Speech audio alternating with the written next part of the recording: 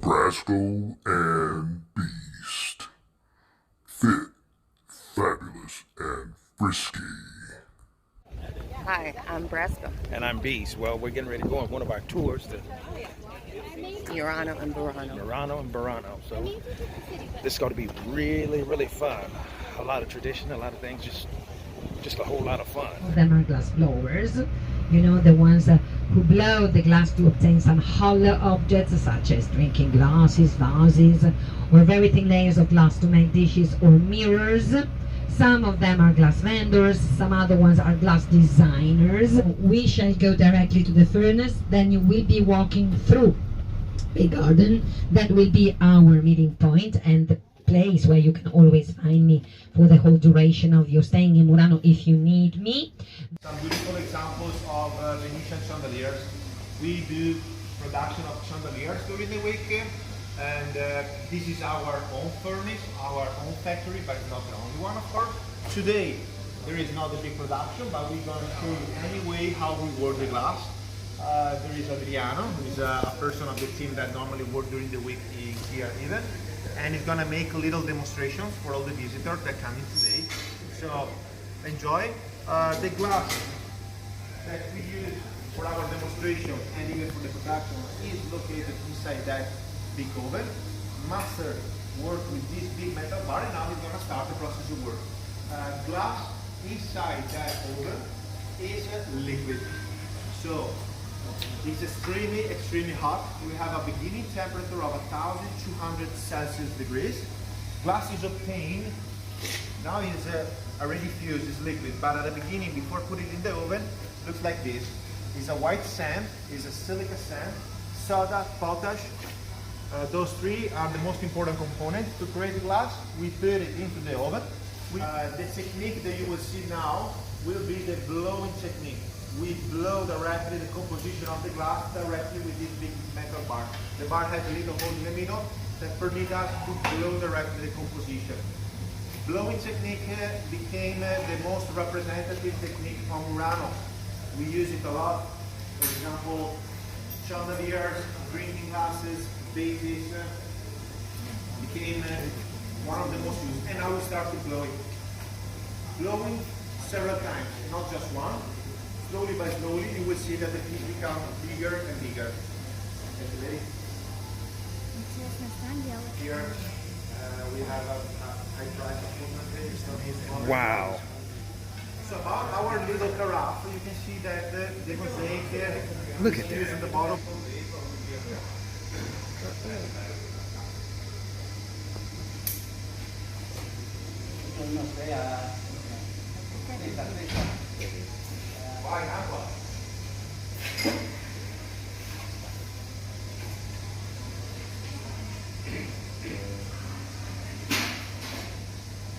Thank you. Bravo. The handle. 10 years to learn it. Wow. Oh my goodness. Just like that. Just like that. Bravo. We start working the Murano in the year 1292. We developed many different techniques to work, but those are the two most important. The blowing was the first one. Second is going to show you how we can make a figurine, solid, massive sculpture. Modeling technique, we call it. This is a very difficult demonstration because you don't have so much time, approximately a minute. With the left hand, you need to roll the bar all the time, otherwise the glass goes on the floor. With the right hand, you must be very quick, very fast before the composition becomes too solid. The sculpture must be done.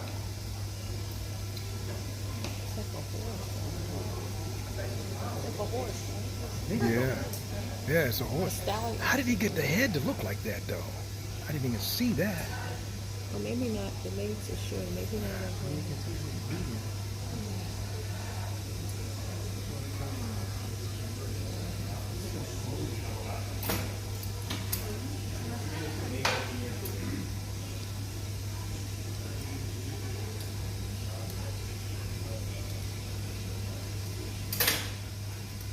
You see how quick, so fast? Yeah. It seems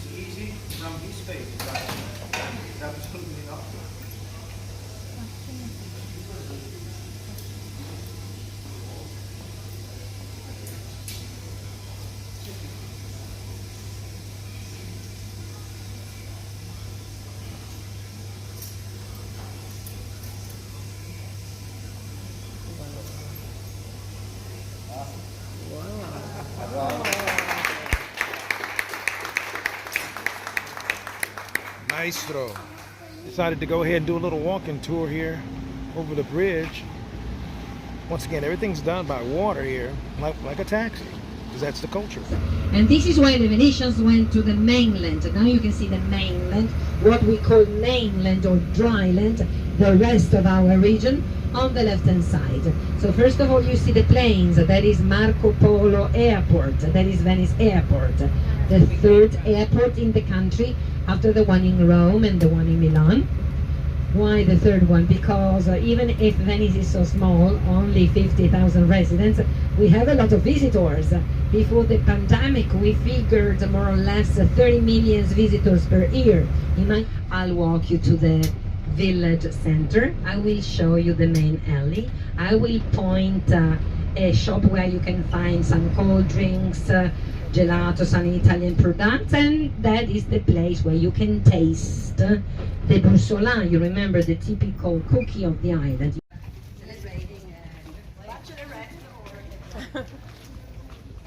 They were having Right now we're on the second part of our trip, right? It's been pretty fascinating so far with all the grass. absolutely. Now it's lace. Now it's lace. And they said a special kind of gelato too. Not special, just but they'll Oh, have just regular gelato. gelato. Yeah, And then I think they have, she said, some sort of other thing. other things. We'll just see. So she said the story was that the men would go out fishing and would become so tired or so drunk or whatever they couldn't find the right house. So the women would pick what color the house is. And to this day, women picked another color of the house and can change it however many times they want to. It's part of the tradition. It's part of the tradition. Here we go. Wow. And sometimes they play with the color, not only of the cluster, but also the window shutters. You see how nice it is. So this is a nice small squares of the island, and you see that the residents leave anything outside: umbrellas, plants, chairs, laundry, brooms, buckets, a bicycle, shoes. So definitely they are not afraid that somebody might steal. I told you that they are just less than 2,000 people here, so the most of them are related. They are very good friends. They must be. Nice way of life. And now we are very, very lucky today.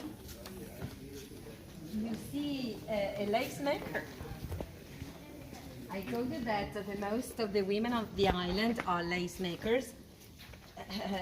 Many of them are lace makers and also lace vendors. So in Murano we have visited a glass factory, but in Burano we don't have any lace factory because all the pieces are made at home. So usually the glass, the lace maker, buongiorno signora, buongiorno. The lace maker works outside, so inside it's quite dark, so she uses the natural light, daylight.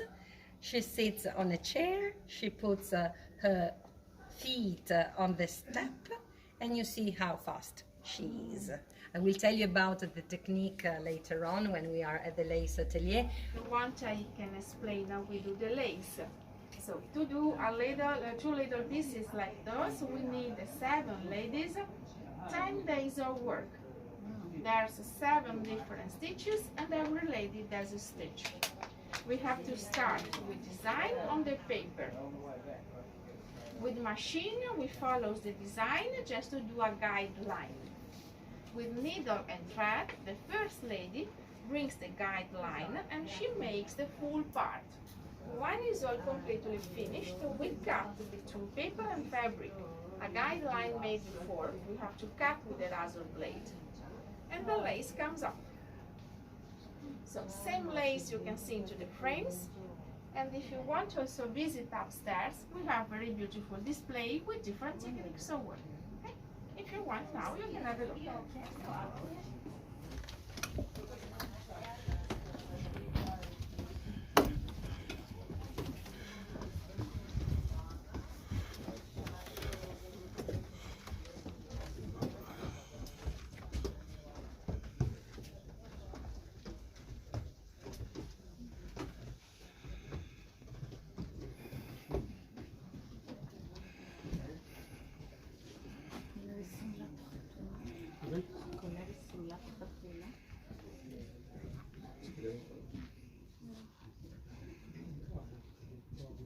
Different type of work. That one, for example, they call Battenberg lace. So Battenberg lace is more easy than the lace she doing the lady downstairs. We need to do also design over a paper. Only this part is already done, and with the needle make a tiny barrel to join all together. For example, for doing a tablecloth like that, work 2 lady, 10 days of work. The fabric is cotton and the little embroidery is completely hand done. That one, for example, is more difficult to make. They call filet lace, like a fisherman net. That one is doing in a square. So we need to put a needle before make the net, and with a big needle make the embroidery over. For doing a tablecloth like that, work also 10 days, 1 lady, because if you see the thread, it's a little bit heavy. I want to show you the same, but with a fine thread. So more fine is the thread, more difficult to do. This is not cotton, but it's pure linen. For doing a tablecloth like that, work 2 lady, but we need like 2 months of work. You see the net? It's a very smaller, so for the eyes it's much more difficult to do. So 1 lady make the net and another one make the pull thread. So we need to take it off the thread and make the embroidery. I want to show you also something very particular. For doing a tablecloth like that, work 3 lady, because there are 3 different type of work. It's a needle lace, pull thread, and cut work. Wow. This is, for example, it's nice to use like a decoration or put a color underneath. Something red for Christmas, something gold. Which color you prefer? So this part is doing by needle, this part is pull thread, and this part is cut work. 3 lady, 4 months of work for doing a tablecloth like that. 4 months. 4 months. I show you the last one for Christmas time. So that one changes the quality for the fabric and also the thread. This is a little bit heavy. More heavy is the fabric, more heavy is the thread to make the embroidery. Because not possible to use fine fabric and heavy thread. Fine fabric, fine thread. Heavy fabric, heavy thread. This is all completely hand done. You can see for the wrong side. The fabric, it's a linen, cotton, a little bit viscose. So it's very practical for washing for iron. So 1 lady make the embroidery and another one make the pull thread. Work 2 lady, we need about 2 months of work. Okay? We show you for a big table, but we make also something smaller. We make a round, we doing a runner, we make a placemat. Different type of work, different size and different price.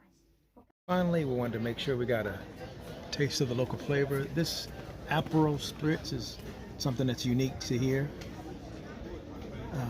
And we're taking in the atmosphere of the square, the tower that's leaning a couple of degrees. And here comes that specialty we were talking about. Sorry, Apro? Apple. Apro? Check.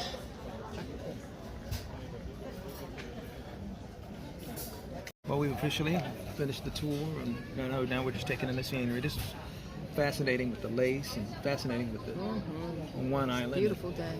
And the The glass. boat ride was the nice. boat ride coming was a over. tour. This has been a very successful day with several stops in Venice. Man. And we're moving on. Cheers, baby.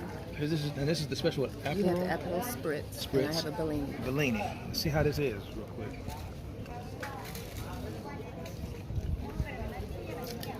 Oh, yeah. Ooh. That's strong, I think. Or is it just me? No, it is, but it's Spritz. That's alcohol. That's true alcohol. That's yours. That's something you can handle. Ooh. Well, I think we better sign off while we still can, right? I'm By the way, Brasco. I haven't done this in Venice yet on camera, baby. Yes. I love you, baby. I love you too. Finally, no trip to Venice will be complete without a gondola ride. So remember, wherever you gotta go, give yourself 15 minutes of lost time or 1 hour before you be there. That's what we would advise, right? Yes. Right. We've learned our lesson. We really have. I'm Brasco. I'm Beast. Arrivederci. Arrivederci. Brasco and Beast. Fit, fabulous, and frisky.